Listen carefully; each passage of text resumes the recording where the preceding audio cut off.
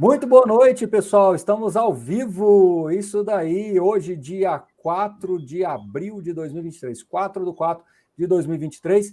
E eu recebo finalmente a Alice Porto, a contadora da Bolsa. Olha, mas não foi culpinha dela, não. Ela ficou meio dodóizinha aí naquele dia que a gente ia fazer a live. Achamos melhor ela não participar por prudência. E agora ela está conosco aqui. Atrasamos um pouquinho, mas São Paulo é São Paulo, então a gente tem que dar esse desconto todo aí. Mas agora estamos aqui ao vivo para que a gente possa responder as dezenas, centenas, milhares de perguntas. Estou brincando, não foram milhares, mas foram várias e várias perguntas que nós recebemos aqui. E a ideia é que a gente possa fazer um compilado para que essa live seja quase que um guia definitivo aqui para a declaração de imposto de renda e fundos imobiliários. Alice, seja bem-vinda, tudo bem? Tudo bem, professor Baroni. Obrigada mais uma vez por me dar a oportunidade de estar ao lado, desse lado da Célebre, no nosso Papa do FIS do Brasil, nosso Papa brasileiro do FIS. E como ele já adiantou aí, nós vamos tentar responder o máximo de perguntas, então a gente vai fazer um ping-pong ali, vou me concentrar ao máximo, passar bastante informação para vocês aqui. É isso aí. E eu acho, Alice, que tem que ser mesmo um formato ping-pong, porque foram várias perguntas e algumas delas eu acho que são muito rápidas. Mas eu acho que é importante passar. Aquelas básicas de sempre, que às vezes vêm e vão, né? Mas eu acho que vale, porque o público é novo, né? Afinal de contas, é o universo de fundos imobiliários, quantidade de investidores em fundos imobiliários é quase que dobrou nesses últimos 2, 3 anos, então, normal o pessoal ter dúvida pela primeira vez. Então, vamos começar pela dúvida mais comum aqui. Verdade que não precisa mais declarar imposto de renda de FIIs e ações? Eu vi um vídeo falando, não seu, né? Eu vi um vídeo falando sobre isso. Qual foi a principal mudança com relação a esse tema? Olha, eu vou ser bem breve. É verdade que você não precisa mais dormir? É verdade que você não precisa mais beber água? É verdade que você não pretende compensar o prejuízo? Porque a compensação do prejuízo, esse direito, esse benefício fiscal, ele só continua valendo para quem entrega a declaração. E isso a Receita suprimiu ali nas novas normas. Uma pegadinha, uma baita pegadinha, professor Baroni. Fui descobrir aí, fazendo perguntas individuais, tentando cruzar os setores da Receita Federal. Então, se você pretende compensar prejuízo, e isso significa pagar menos imposto, continua obrigatório entregar a declaração. Ah, mas eu não vendi nada, eu não tive prejuízo. E aí você vai ter, então, 7 perguntas a se fazer, que eu chamo de quiz dos 7. Caso você responda sim para uma única delas, já fica obrigada a entregar a declaração. Mas só por essa pegadinha aqui que eu já dei no início, às vezes nem tem a necessidade de ter o trabalho de passar por essas 7 perguntas. Você sabia disso, professor Baroni, dessa pegadinha? Eu sabia, é uma novidade para mim, mas essas 7 perguntinhas, você sabe assim, de bate-pronto, papum? Sei sim, vamos lá. São 3 de renda, 2 de patrimônio e 2 de bolsa. Mas antes disso, quero lembrar a todo mundo o guia do imposto de renda para investidores em 2023, disponível no link aqui do vídeo. Vale conferir, mas vamos lá. 7 quiz. 7, o quiz dos 7. Vamos lá. 3 perguntas de renda. Teve rendimentos tributáveis superior no ano, o somatório, R$ 28.559,70. Dá cerca de R$ 2.380. Então, se o seu salário já é acima de R$ 2.380 mês, já está obrigatório a entrega da declaração e nem precisa passar pelas outras perguntas. Mas, se ainda o seu salário não é superior a esse valor, a segunda pergunta de renda é caso você tenha recebido rendimentos isentos ou sujeito à tributação exclusiva definitiva acima de 40 mil no ano. Então, isso vale para dividendos, JCP, rendimento de aplicação de poupança, de aplicação de fundo multimercado, toda a natureza que é sujeita à tributação exclusiva definitiva na fonte ou isenta. E aí é o valor do somatório de 40 mil no ano, que dá cerca de 3.300 por mês. Baita de um cenário maravilhoso, imagina 3.300 por mês de rendimento só de FIIs, né? Então, se você respondeu que recebeu, já está obrigado a entregar a declaração. Se não, vamos para a terceira pergunta de renda, que é para usar o cowboy, é o pessoal da renda rural bruta. Se teve renda rural bruta acima de R$ 142.798,50 ou 70 centavos, estou errando os centavos aqui, mas vocês me perdoem, porque essas perguntas antes não precisava fazer, né? Mas, então, se você teve renda bruta superior aí de renda rural, então as 3 de renda são essas. Respondeu não para todas, vamos para as 2 de patrimônio. Então, mas antes de você passar, vou começar já a colocar um tempero aqui nessa questão. E se o salário da pessoa for 2.000 e ele recebeu mais uns 1.500 de fundo imobiliário, no somatório passa? Os critérios, eles não se agrupam, eles são separados. Ótima pergunta, ninguém nunca me perguntou isso. Tá vendo? É porque eu tô sempre falei, eu vou acabar fazendo um compilado aqui. Mas essa pergunta não chegou, mas chegaram outras que eu fiquei nessa dúvida. Eu falei, pá, é no somatório que a Receita olha ou é individual? Então é individual. É individual. Você tem que responder sim ou não para aquela pergunta individual. Se você respondeu não para ela, você já esquece esse critério e pula para o próximo critério. São separados. Então, vamos para as duas de patrimônio agora. Teve, em 31/12/2022, bens e direitos superior a 300 mil. Eu vi muita gente na internet passando essa informação errada, que era, eu tenho acima de 300 mil de ativos. Não, gente, é bens e direitos. Conta casa, conta carro, conta cota de participação de sociedade fechada, se você é empresário. Enfim, tudo que vai em bens e direitos. Esse soma.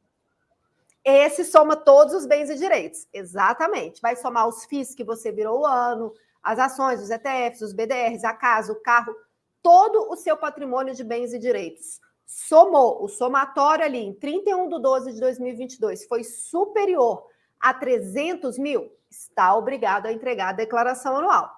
Não é superior? Aí temos uma outra perguntinha para patrimônio, vendeu algum bem com ganho de capital? Por exemplo, a venda de um apartamento, você comprou por um valor X e você vendeu por um valor maior. Mas eu utilizei aquela isenção dos 180 dias, eu comprei outro imóvel. Não importa, teve ganho de capital, independente de ser tributado ou não. E aí essas são as 5 perguntas do cidadão comum que o investidor de bolsa agora tem que se fazer. Então, se o sujeito tem uma casa de 300 mil reais, mas ele tem R$1.000 só em fundos imobiliários, tem que declarar. Exatamente. Exatamente. Por isso que eu deixei as 2 perguntinhas de bolsa, né? Os 2 últimos critérios de bolsa para o final.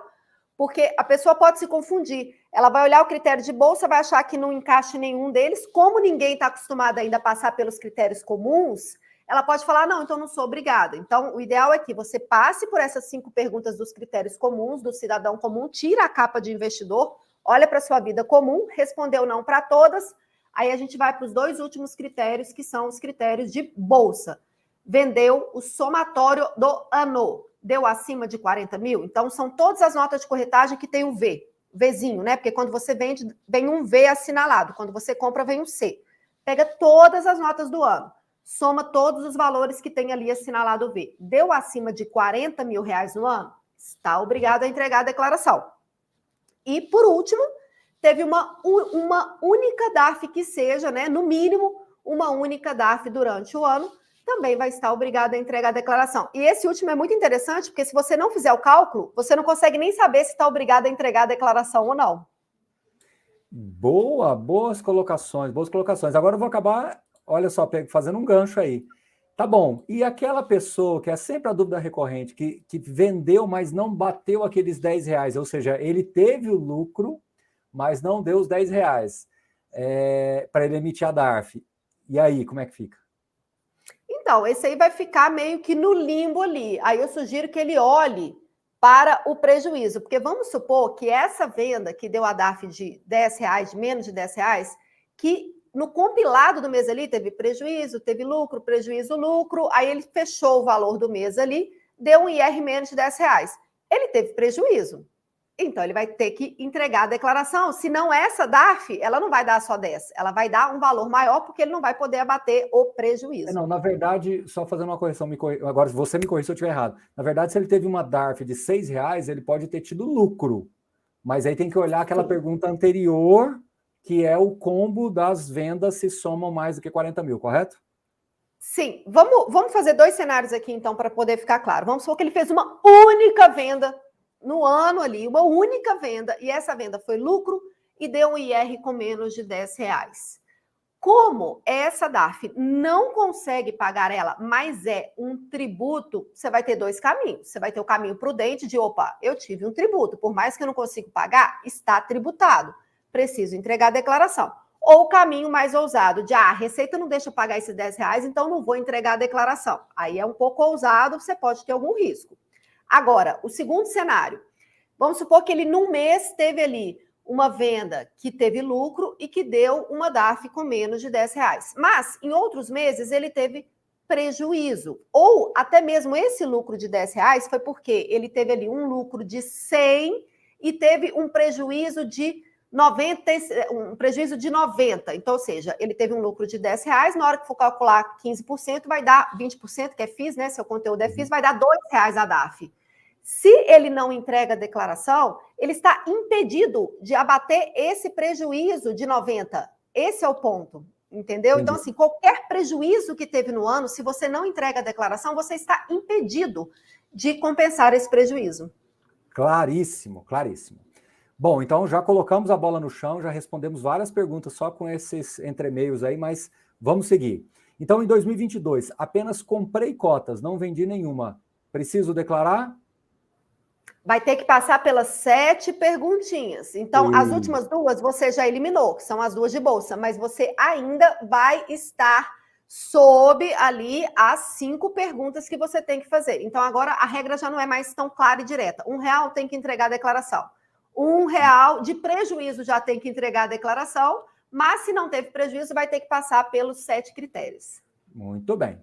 Ó, essa pergunta é fácil. Tenho 5 FIIs em 2021, compro mais 5 em 2022. Tem que declarar só os 5 que eu comprei em 2022?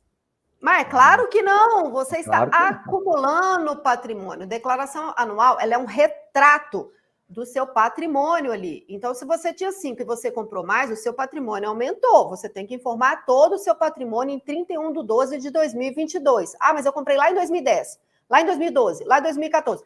Vai acumulando isso tudo, bate um retrato exato do patrimônio em 31/12 de 2022, que é esse patrimônio que tem que entrar na declaração anual. Então tá, então aqui você já respondeu. Ó, em 2023 eu estaria isenta de entregar a declaração, mas devo declarar só para carregar o prejuízo do FII para o futuro. Sim, né? Sim.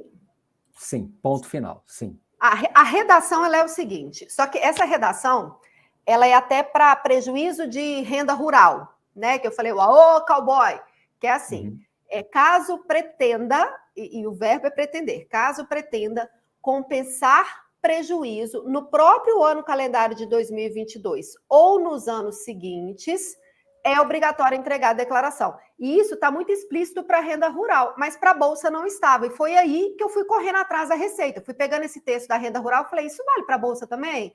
E também fiz uma pergunta aberta. E o prejuízo de Bolsa? E a Receita, em todas as respostas, respondeu que para ter o direito, ou melhor, para se manter o direito, para você continuar tendo o direito, tem que entregar a declaração do prejuízo, para compensar prejuízo. Muito bem. Pessoal, mais uma vez quero lembrar a todos vocês, Guia do Imposto de Renda para Investidor 2023, disponível no link abaixo. Ô, Alice, sabe qual a dúvida que nós mais recebemos aqui? CNPJ. CNPJ é do fundo? Sim, porque já está bem claro, eu estou até ajudando na resposta, porque agora está escrito ali. Só que quando a dúvida é que quando a pessoa clica no rendimentos isentos, vê uma outra tela, aí a dúvida é, naquela fonte pagadora, é do fundo ou é do administrador? Então vamos primeiro, é do fundo imobiliário a questão do CNPJ, certo? É o bem, né? O ativo que você virou o ano, ele é o CNPJ do fundo. A gente nunca teve essa interpretação aí com murmurinho no mercado, né? E a Receita agora clareou, porque o campo agora ele traz o nome CNPJ do fundo. Então, isso aí já era claro e agora está mais do que evidente. O problema é sempre no rendimento do FIIs. Porque, como você disse, na hora que a gente vai na seção rendimentos associados, você lançou o bem, lançou o FIIs ali que virou o ano. Clique em rendimentos associados, rendimento isento, a própria declaração puxa o CNPJ do FIIs, porém, no campo que o nome é CNPJ da fonte pagadora. E aí dá aquele problema cognitivo, né? Você olha, está o CNPJ do FIIs. Você não consegue alterar esse campo, né? Por ali, é um campo inalterável, porém o nome está CNPJ da fonte pagadora. E tem um outro veículo que a Receita utiliza e que também traz o mesmo comportamento, que é a pré-preenchida. Então, a pré-preenchida ainda não vem completa, com todos os rendimentos, falta bastante dado, mas quando você usa ela, ela também puxa o CNPJ do próprio FIIs para o campo CNPJ do rendimento. Então, a Receita, ela tem esse comportamento tanto na declaração quanto na pré-preenchida. Só que, na hora que olha para o informe está CNPJ da fonte pagadora, que é a administradora. Na hora que você olha para o campo da declaração, o campo está escrito CNPJ da fonte pagadora. E é aí que mora o limbo, é aí que mora a confusão. O que eu decidi, qual comportamento que eu decidi implementar aqui na contabilidade dentro dos nossos processos, que a gente atende investidor de bolsa.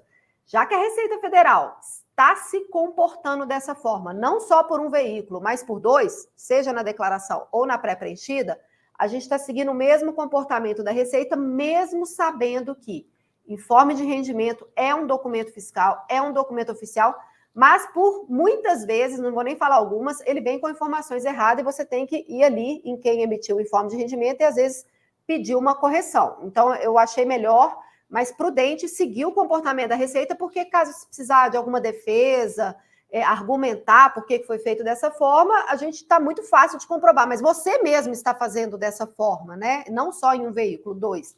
Então, aqui na contabilidade, a gente está preenchendo o CNPJ do FIS, tanto para o FIS que virou o ano, quanto para o rendimento do FIS que foi recebido. Ok, então, então o resumo da ópera, o seu entendimento aí é que o CNPJ é do fundo imobiliário mesmo. E aí você já deu uma esbarrada agora num assunto também que chegou muito. A pessoa fez a declaração pré-preenchida. Aí começa um problema. Uma coisa é não vir a informação, outra coisa é ela vir diferente do informe. E agora? Essa pergunta chegou muito.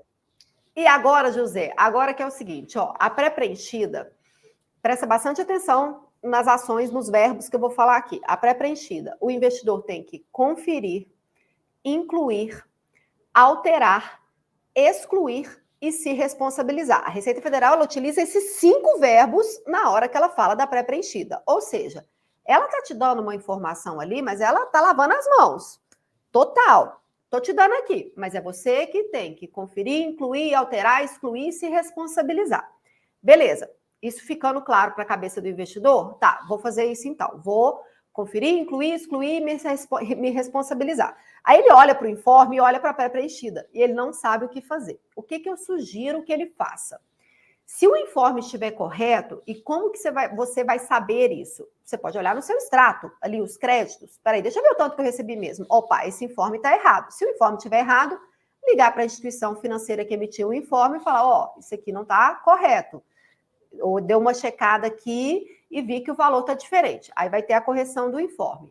Mas o impasse ali do valor está na pré-preenchida, aquele valor de pré-preenchida, ele não é um valor oficial. A Receita ela ainda não conseguiu ter aparato tecnológico suficiente para, de fato, conseguir pegar a informação que as instituições enviam e colocar de forma idêntica ali. Porque eu já vi caso de que a instituição enviou para a Receita um valor, a Receita trouxe na pré-preenchida outro valor e o informe estava com o valor correto que a instituição enviou. Então, a Receita ainda tem algumas falhas de tecnologia aí na hora que ela carrega o dado da pré-preenchida.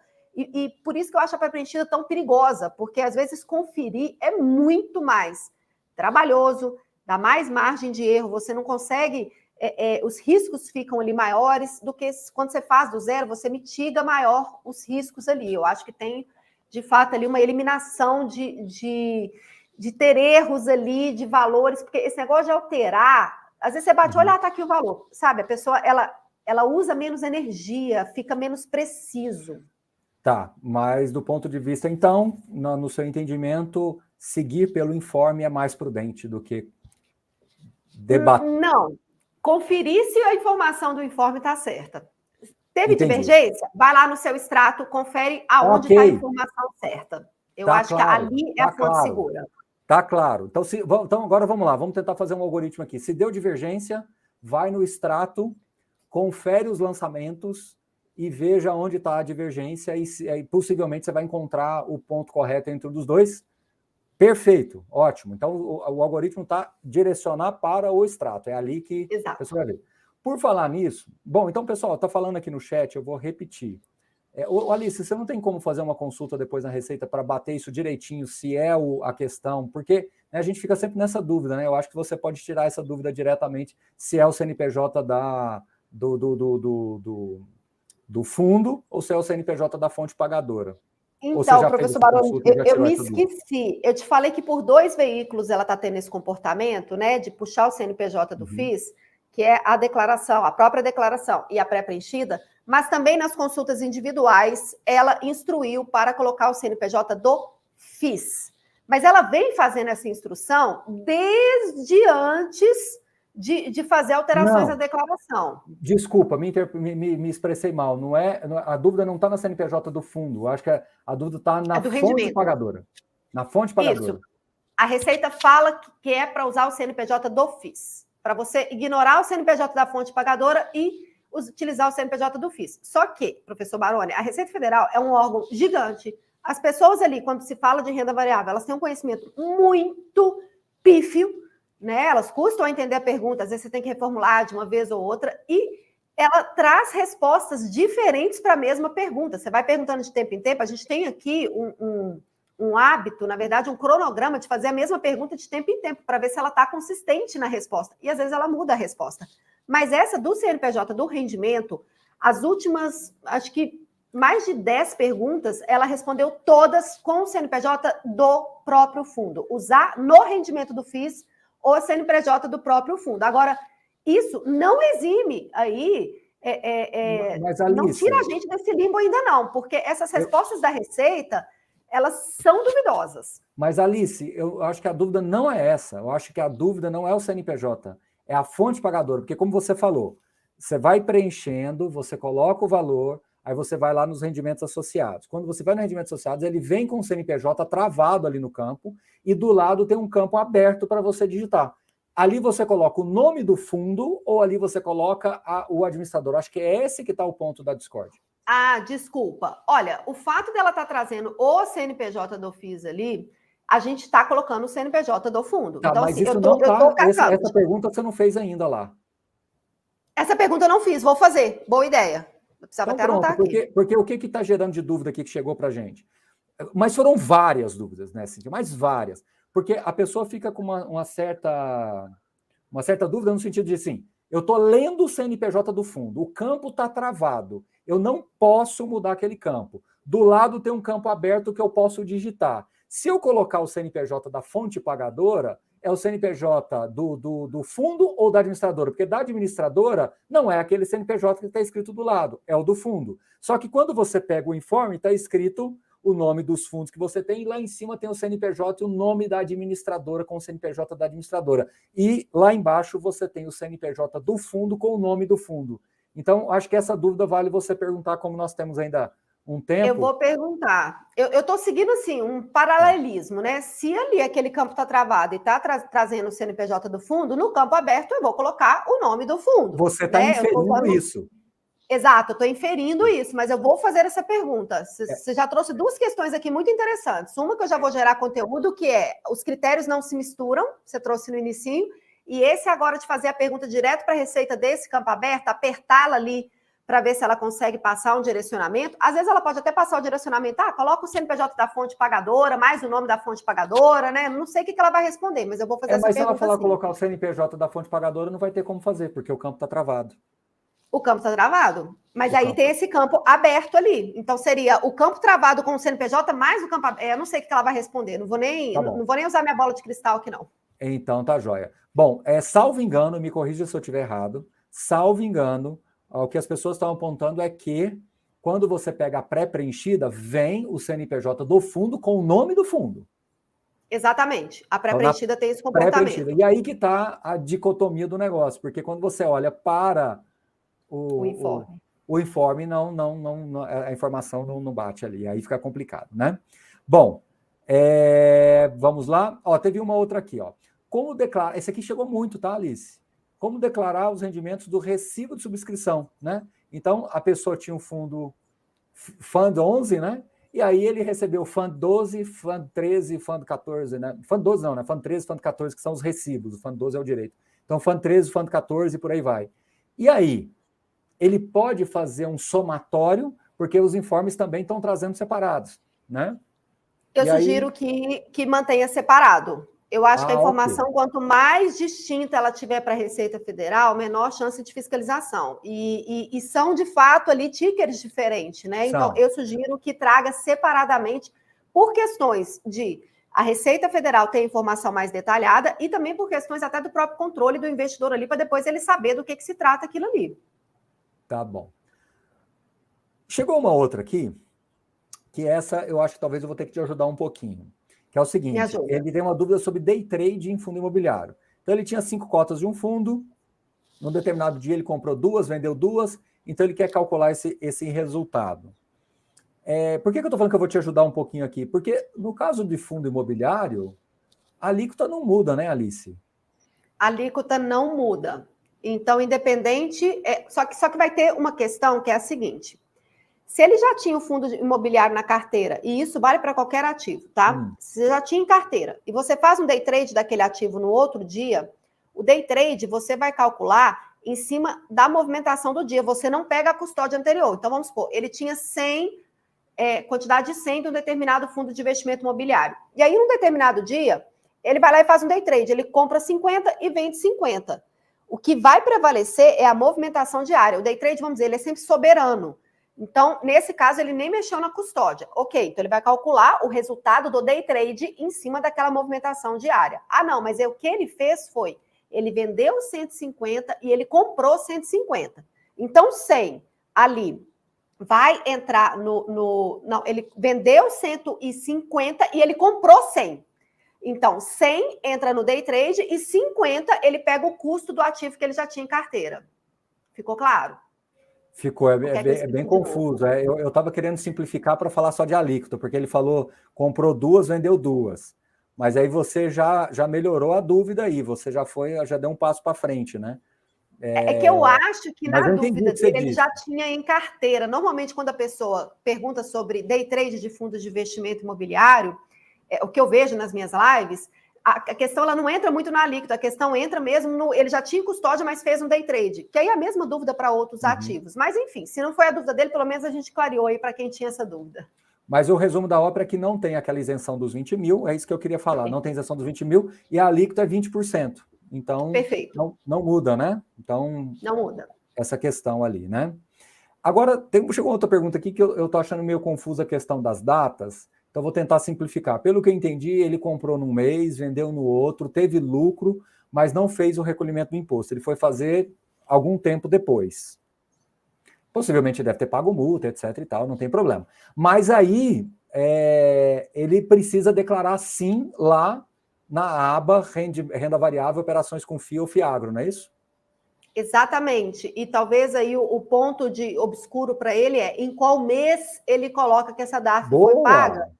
Porque como ela foi paga em atraso, ele pode estar assim, peraí, ela é referente ao mês tal, que eu tive lucro, mas ela foi paga no mês tal. E aí, qual dos 2 meses que eu vou utilizar o preenchimento? É sempre o mês referente àquele lucro. Não importa a data que você pagou a DARF. Você pode pagar agora uma DARF de 2010. Você vai lá na declaração de 2010 e você informa que você pagou ela, mesmo que você está pagando agora. Mas se ela é referente às operações de setembro de 2010, você vai ter que pegar o IRPF 2011 e ir lá em setembro de 2010 e colocar que pagou a DARF. Está no mês competência, não no mês... Exatamente. O mês que originou, é o mês que originou aquele tributo. Essa pergunta, por exemplo, essa sua resposta, na verdade, ela foi extremamente útil, porque eu acho que poucas pessoas falam sobre isso. Né? Poucas pessoas falam isso. Eu respiro tributação tem 16 anos, né? Essa daí foi bem legal mesmo. Acho que essa aí foi um ponto bem interessante. Porque às vezes a pessoa não paga não por... porque não sabe como pagar, descobriu depois que tinha que pagar, etc. E aí ela acaba lançando errado, mesmo pagando certo, ela acaba lançando errado, e aí vai ter um problema porque lançou errado, né? Não, e aí você sabe o que acontece se ela lançar errado, né? Ela vai ser tributada de novo de um tributo que ela já pagou. Olha isso, ó, boa informação. A não ser que ela vai receber uma notificação falando que ela deve um valor, porque a Receita vai ver que teve um lucro ali, mas não tem um imposto pago preenchido no campo certo, por mais que ela recebeu esse imposto. Ela sabe que esse imposto é referente àquele mês. Se ela não vê o preenchimento no mês certo, ela vai lá e cobra esse tributo de novo. Alice, a pessoa que tem fundo imobiliário em 2 corretoras, na hora de lançar, ele lança fazendo um preço médio ali ou ele lança separado nos bens? Então, esse aí é Outra outro polêmica, ponto né? que não está completamente determinado pela Receita Federal. O meu ponto de vista é que ela deve lançar separado, porque vamos supor que ela faça um day trade, vamos dizer assim. O day trade ele é restrito por corretora. Então, se você vende um FII num dia numa corretora e compra o mesmo FII em outra corretora, não é day trade. Então, partindo desse pressuposto que o day trade pede separação por corretora, eu entendo que o controle deve ser feito separado também. Vai que ele tem um dedo torto ali, num dia faz um day trade sem querer. Então, a questão do preço médio, eu sugiro que não agrupe as corretoras no preço médio. Então, assim, o mesmo ticker numa corretora, o mesmo ticker em outra corretora, mantenha esse controle separado. E aí tem outra justificativa que é o seguinte: caso essa instituição financeira, por algum motivo, seja fiscalizada, e as instituições financeiras, elas têm muita fiscalização, né? Várias delas têm, inclusive, capital aberto em bolsa, ela só vai, caso a Receita precise ali entrar naquela fiscalização e ver quem são ali, quem são as pessoas que estão movimentando, quem são os ativos, ela vai pegar só essa parte ali. Então, se você faz o preço médio e a Receita tenta fazer um cruzamento, pode dar problema. Eu já vi problema sim. É raro, mas acontece. Interessantíssimo, entendi o que você falou. Entendi o que você falou. É esse entendimento. Então, se a pessoa tiver 100 cotas do fundo X, ele lança 100 cotas do fundo X, tá. E Corretora 100 tal. cotas 50 cotas do fundo X. Vai ficar 2 lançamentos de bens. Exatamente. Mantenha Tá, separado. É melhor. Se a corretora sofre uma fiscalização, você está menos ali no radar dela tentar puxar a sua informação. tá bom. Pessoal, mais uma vez, lembrando a todos vocês, Guia do Imposto de Renda para 2023, baixe logo aí na descrição do vídeo. Olha só que legal essa é interessante, ó. Mais de um FII numa nota de corretagem. A pessoa fez várias compras, várias vendas, sei lá. Ele rateia os custos para efeito de cálculo médio? Ele faz um ponderado ali? A Receita Federal ela já se posicionou e nisso ela é coerente em todos os posicionamentos de que é ratear proporcional ao valor movimentado. Então, mesmo que se você tenha assim, comprado um fundo, vendido um fundo, depois você movimentou outro ativo e esse aqui tem corretagem, mas esse não tem, né? E a nota tem uma corretagem, a melhor maneira é junta todas as taxas ali, corretagem, taxas, emolumento, liquidação, rateia proporcional ao valor movimentado de cada título. Não importa se é compra, não importa se é venda. Ela aceita a gente fazer esse rateio proporcional, porque senão você teria que ficar assim, não, peraí, eu tive FIIs aqui, FIIs a minha corretora não cobra corretagem, mas eu tive outro ativo que ela cobra. Então, essa corretagem eu aloco aqui, o outro por FIIs eu aloco só as outras taxas, começa a virar uma minúcia de cálculo ali que a Receita não tem muito interesse. Então, é só você ratear proporcional que está tudo certo. Tá, joia. Agora eu vou te ajudar também numa pergunta aqui. Tem sido um pouquinho comum aí algumas mudanças de fundos, e aí muda o ticker, etc. E aí, o que acontece, o Alice? Tem uma sobra de frações. Porque quando você faz uma conversão de um fundo, não simplesmente a troca do ticker, mas a conversão de um fundo, que juntaram em 2, 3 viram 1, alguma coisa assim, dá uma sobra. E aí você tem um leilão lá que fecha. Esse leilão, então, é uma venda compulsória. Vai acontecer. Exato. E Exato, aí? é venda. E aí você tem que fazer o cálculo de venda. Peraí, qual foi meu custo de aquisição? Então, assim, a primeira coisa a se fazer é, você tem ali um custo de aquisição. E aí sobrou uma fração. Você vai pegar esse custo de aquisição e vai colocar o valor proporcional à fração. Vai acontecer a venda no leilão, você vai abater o valor da venda desse custo de aquisição proporcional ali à quantidade do leilão. Porque, normalmente, o custo de aquisição ele é unitário, né? A gente faz por unidade. Como ali a fração, e não é unitário, são valores 0, né? Depois ali são centavos, não é centavos, como é que fala? Aquilo que não é unitário é fracionário, é uma fração, isso. É uma fração, você pega esse custo de aquisição unitário, calcula ele ali proporcional à fração e depois só abate do valor da venda. Aí você vai ver se você teve um lucro ou se você teve um prejuízo. E aí é tributação normal, é como se você tivesse feito a venda. É isso aí. Então, assim, não é isento, não, tá? O pessoal às vezes confunde isso aqui com amortização. Que é diferente. Que é diferente. A amortização, ela é isenta em boa parte dos casos. Mas, por falar nisso, uma pergunta que não chegou, mas eu vou te fazer, que é aquele caso quando o fundo vai ser encerrado. Quando o fundo vai ser liquidado, né, Alice? O pessoal pede, né, os administradores pedem a nota de corretagem sua e tem que mandar, né, Alice? Porque senão ele vai assumir que você comprou no menor valor de cotação e às vezes você vai pagar um ganho de capital absurdo retido na fonte. Confere? Exatamente. Toda vez que tiver algum ativo encerrado, caso simplesmente apareça um crédito ali na sua conta e você não informou o custo de aquisição, você já vai, assim, na verdade, na hora que você já souber do anúncio do encerramento, se não te pedirem essa nota, você corre atrás de enviar essa nota, porque senão eles vão calcular ali um valor, custo de aquisição baixo, e vão te reter um imposto que às vezes não é o imposto que você deve. Então, a gente ainda não tem esse hábito ali para todas as empresas que encerram. Algumas pedem, outras não pedem, pedem de um, não pedem de outro. Então, o investidor é que tem que ficar ali de olho aberto, porque é interesse dele enviar essa nota para não ser cobrado imposto a mais. Até onde eu me lembro, tem alguns administradores que pegam o menor valor histórico de cotação e pressupõem que você foi aquela pessoa que comprou naquele menor custo histórico. Porque é aí onde ela tem certeza que ela não vai errar, né?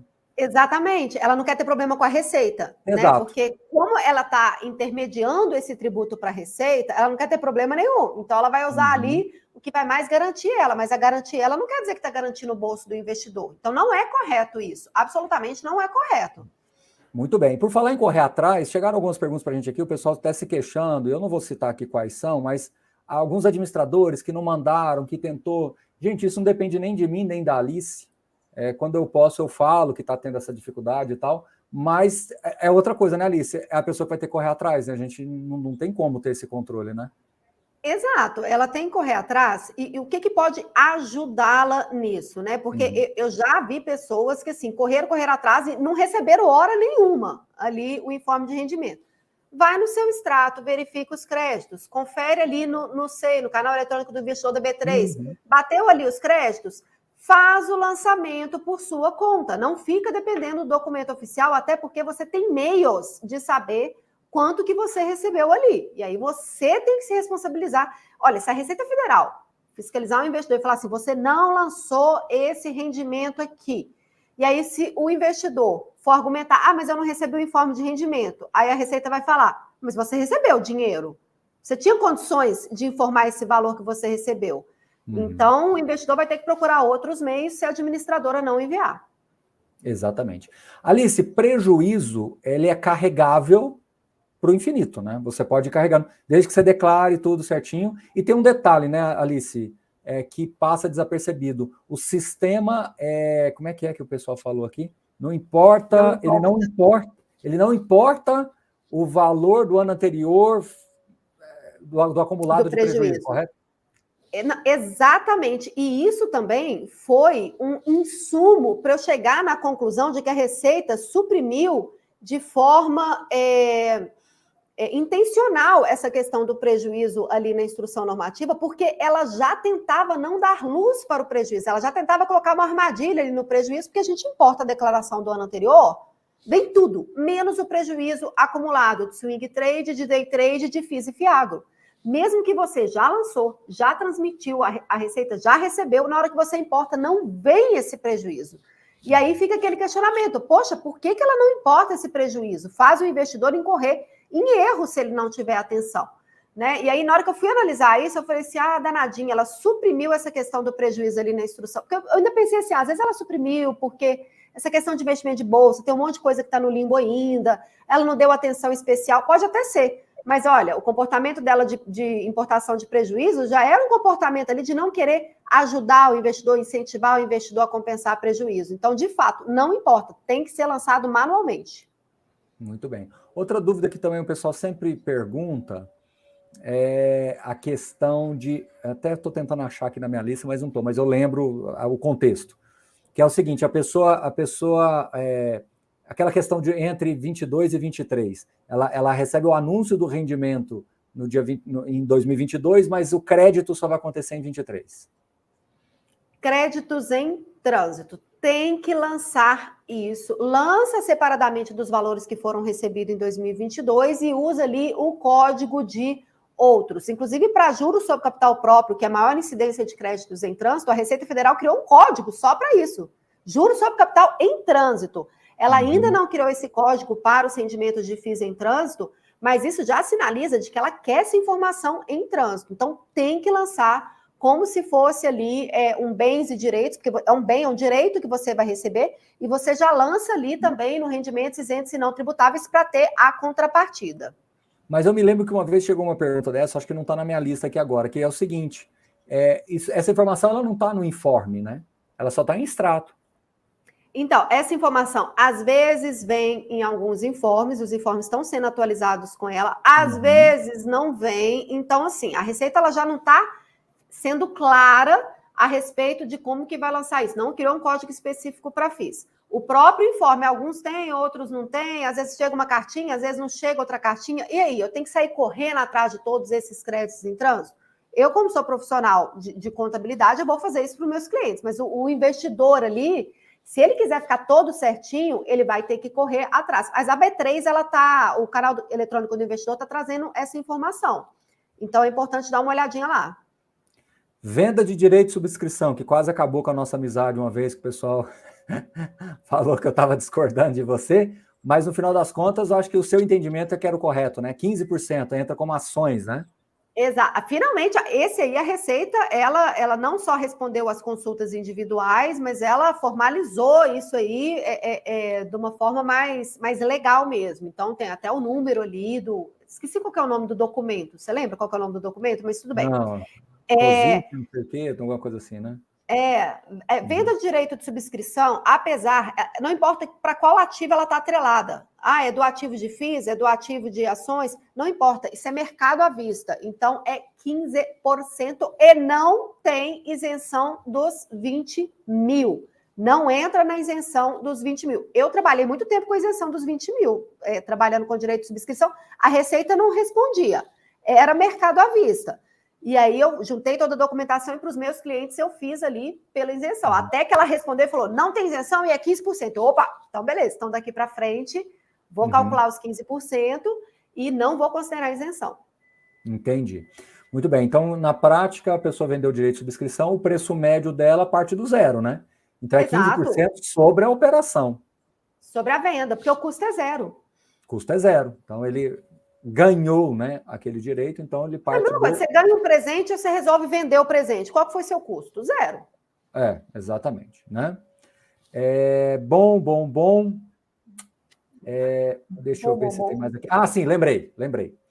A troca de administrador, que eu vou passando o olho, eu vou me perdendo, às vezes eu bato o olho no chat aqui também, mas tem duas aqui, uma do chat, inclusive, que eu vou perguntar para você, que tem um pouco a ver com essa pergunta aqui. Teve uma mudança de administrador no meio do caminho. Então, o fundo era administrado pela administradora A e passou a ser administrado pela administradora B nos últimos 4 meses do ano. São 2 lançamentos, né?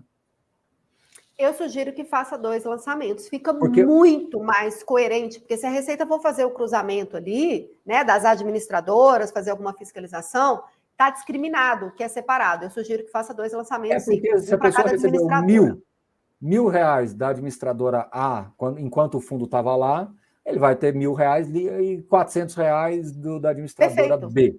Né? A somatória bate, mas está individualizado qualquer qual. Agora, igual aquela questão do ativo em 2 corretoras, né? Que a gente sugere para ter a atitude prudente de lançar separado. Esse aí também lança separado. É como se o ativo em 2 administradoras, mas não é bem assim, né? Recebeu por uma administradora, depois recebeu por outra. Bom, agora herdando essa pergunta, e quando o ticker é trocado pelo meio do caminho? Então, assim, vou tentar aqui. Pode falar. Esse aí é o mais simples. E a galera escorrega tanto nesse, olha, já está lá em bens e direitos, né? Se você já tinha um ativo antes. Então, o que você vai fazer? Na discriminação, você vai falar ticker antigo tal, ticker novo tal. E agora, na declaração anual, pede o ticker, né? Tem um campo específico para ticker. Então, na hora que você lança em bens e direitos ali, dependendo do grupo e do código, aparece uma pergunta. É ativo negociado em bolsa? Sim. Se você coloca sim, abre um campinho do ticker. Naquele campinho, você vai colocar o ticker de 31/12, mas na discriminação, você coloca qual que era o ticker antigo e que teve mudança de ticker. Muito bem. Outra pergunta que chegou. A pessoa tinha 100 cotas, né, ela fala um preço, X reais.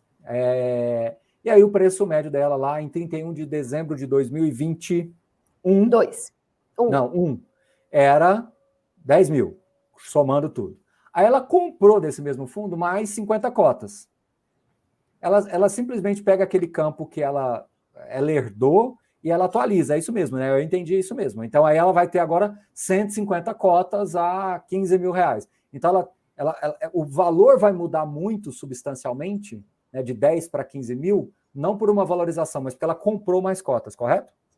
Exatamente. Toda vez que você tinha um ativo já declarado e você ou vende ou compra mais desse ativo, o campo situação em 31/12/22 vai ser diferente do campo situação 31/12/21, porque o seu patrimônio ali mudou. Então, você coloca o valor do retrato de 31/12/22 e ajusta na discriminação o custo unitário, que é importante ter na discriminação, porque o custo unitário, se for só venda parcial, não vai mudar, mas se for aporte, vai mudar. E lembrando que preço médio, não tem nada a ver com valor de mercado.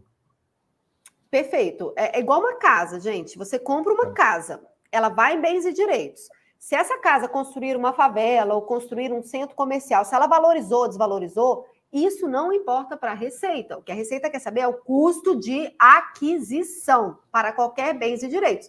Isso vale para a Bolsa também. Ativos de Bolsa são bens e direitos. Então, segue o mesmo comportamento. O direito de subscrição ele pode compensar com prejuízo acumulado? O direito de subscrição pode, é mercado à vista. Mas ele pode não, compensar... Não, pode ele vender. Não, pera. Se ele expirar, não, você não fez nada, você não adquiriu aquilo ali. Não, a pessoa vendeu, ela tinha um prejuízo lá. Aí ela vendeu ou tinha lucro, enfim, não entendi muito bem aqui, mas enfim, o que eu quero dizer é o seguinte: o direito de subscrição ele conversa com algum prejuízo ou algum outro lucro de fundos imobiliários, mesmo sendo a alíquota diferente? De fundos imobiliários, não. Conversa com dos ativos de mercado à vista, que seria ações, BDR, ETF, ali no swing trade, mas com fundo de investimento imobiliário, não. Gente, o que tem que ter em mente é o seguinte: o direito de subscrição, ele é um direito de mercado à vista. Se ele está atrelado a FIIs, se ele está atrelado a outros ativos, não importa. Ele é de mercado à vista. Então, ali dentro do mercado à vista, ele conversa, mas ele não conversa com o FIIs para compensação de valores ali, de resultados, né? Porque a venda do direito vai ser um lucro e vai ter um prejuízo de FIIs? Não conversa. Aí é a regra do bonecão do posto, né? FIIs e Fiagro só conversa com FIIs e Fiagro. Swing trade, que é o mercado à vista, só conversa com swing trade. Day trade só com day trade.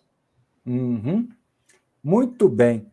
É isso. Olha, Alice, eu acho que a gente conseguiu responder bastante coisa, conseguimos responder tudo, porque aquela explicação sua inicial, eu confesso que me pegou de surpresa, porque ali você já liquidou muita coisa. E tem algumas outras questões aqui que chegou, alguém querendo saber sobre receber, pagar em Pix, alguma coisa, mas acho que isso não, né, enfim, o próprio sistema vai informando. Não entra na parte de bolsa. Agora sim, o Marco Antônio, gente, está muito confuso. Marco Antônio, provavelmente é a primeira vez que você está tendo contato com a tributação aí de renda variável e de fato, tanta informação, é uma quantidade tão grande que pode parecer confuso, mas aos poucos você vai pegando. Para quem não entendeu as 7 perguntas, não conseguiu anotar os valores, lá no meu Instagram, no direct, se você entrar e digitar quiz, tem um fluxo que a gente desenhou que você vai respondendo sim, não, sim, não, sim, não, que vai te ajudar a saber da obrigatoriedade, mas assim, se teve prejuízo e pretende compensar, e se você não pretende, me desculpa, mas você é um tolo, porque você vai pagar mais imposto, né? Não estou querendo xingar ninguém, mas assim, é completamente contraproducente. Você está ali na bolsa, você quer ganhar dinheiro, e aí você fala, não pretendo compensar prejuízo. Não faz sentido, né? Então, se você teve algum prejuízo, já tem que entregar a declaração, nem precisa ir para o quiz do 7. Mas se você ainda está em dúvida, vai lá, vai no meu direct, digita quiz. Muito bem. Alice, eu estava lendo aqui e surgiu uma questão de troca, mas agora eu me perdi aqui, troca de fonte pagadora. Lembrei, achei. Uma pergunta aqui que tinha passado. A gente falou do rendimento da subscrição, dos recibos, mas nos bens também eles são declarados diferentes. Então, assim, se o cara tem um fundo 11, o recibo 13 e o recibo 14, seja lá o que for, ele vai declarar o recibo 13, vai no rendimento isento do recibo 13 e vai lançar. Perfeito. Então, ele declara o bem e o rendimento separadamente. Porque essa pergunta eu não tinha feito. Eu já só tinha falado do rendimento e não falei do bem. Se o ticker é diferente, já vai lançar separadamente, como se fossem empresas diferentes. Então, assim, por exemplo, Itube 3 e Itube 4, tudo de Itaú, você lança separado. né? Eu sei que é diferente aí da questão do recibo, mas só para gerar uma analogia. O ticker já é diferente, já lança separado. E ticker igual que está em corretora diferente, também lança separado. Então, assim, sempre que puder separar um lançamento ali, distinguir cada lançamento para cada ticker, para cada corretora, é a melhor coisa a se fazer. Olha, tem duas perguntas meio off-topic aqui, mas vamos rapidinho. Lançamento de reembolso de JCP e dividendos juntos, pode? De reembolso de JCP e dividendos. Não, não pode.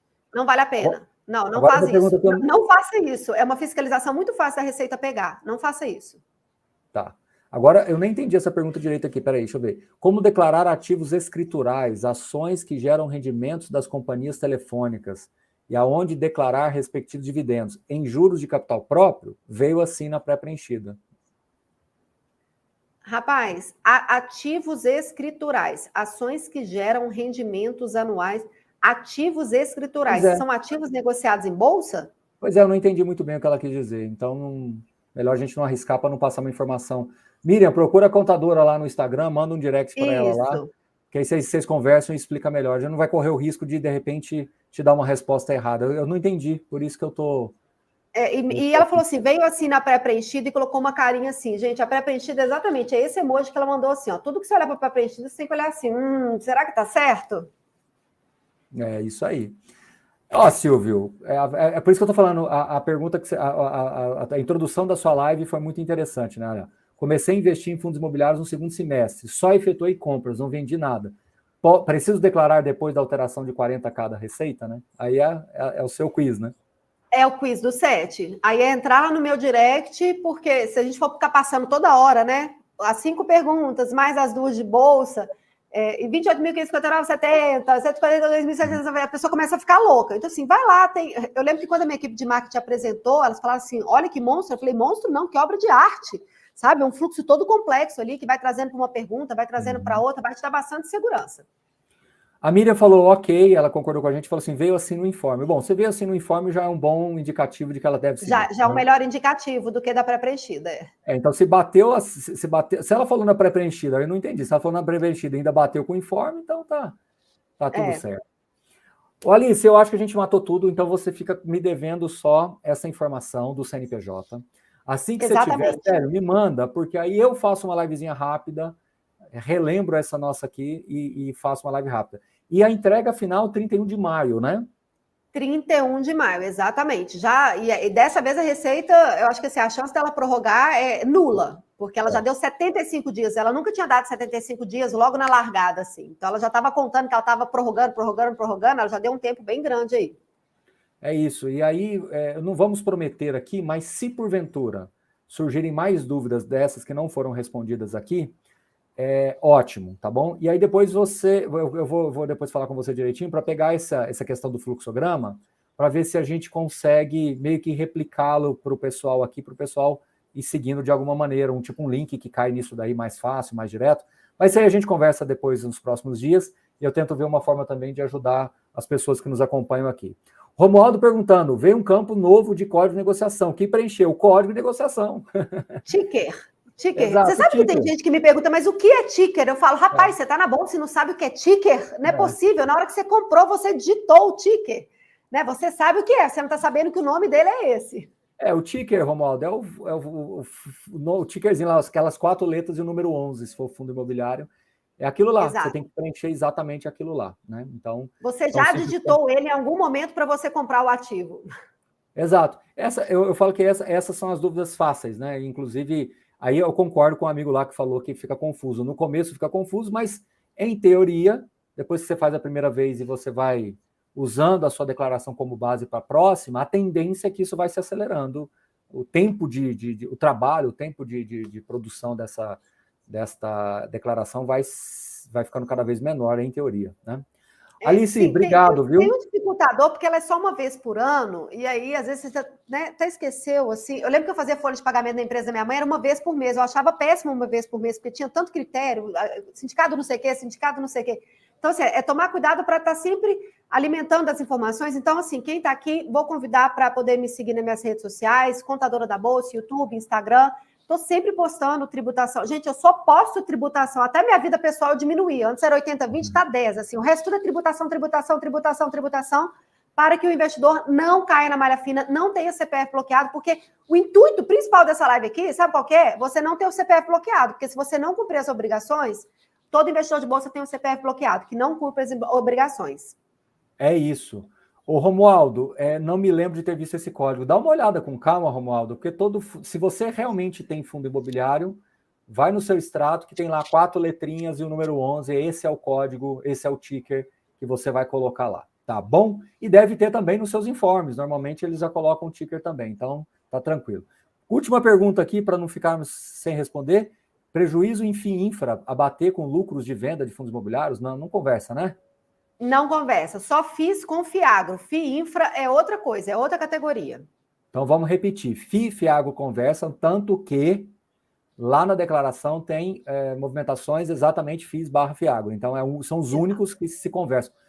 Por sorte, né? Porque eles se conversando quer dizer que há um entendimento tributário junto e isso nos cria até uma blindagem maior nessa classe, entendendo que imobiliário e agro agora andam de mãos dadas. Então, muito bom saber que eles se conversam, né? Então tá, pessoal, muito obrigado. Ô Alice, obrigado aí, valeu por tudo. Mais uma vez, quero lembrar a todos vocês de baixar aqui o Guia do Imposto de Renda para Investidor 2023. E eu prometo ir atrás, Alice, ir atrás dessa resposta do CNPJ, embora, de novo, tá? É uma coisa assim, se você fez pela pré-preenchida, tá vindo pelo nome do fundo, enfim, tudo bem. Mas ela vai atrás. Assim, eu vou fazer várias perguntas em momentos diferentes, dias diferentes, vou recolher umas 5 respostas e vou te mandar. Eu não vou te mandar logo a primeira, não, porque senão a gente pode passar vergonha repetindo a informação errada da Receita.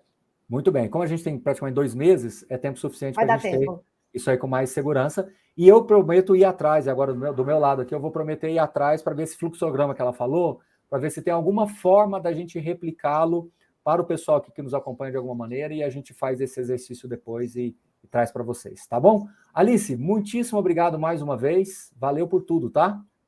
Eu que agradeço, por favor, me desculpem o atraso, pessoal, me perdi aqui no trânsito, não entrei, fechou uma passagem, nossa, suei frio, ainda bem que o cabelo não enrolou, não atrapalhou a chapinha, tá? Não, mas... Espero ter ajudado vocês todos aí e a gente se vê numa próxima. É isso aí. Pessoal, muitíssimo obrigado, um grande abraço a vocês e até a próxima. Valeu! Tchau, tchau. Tchauzinho.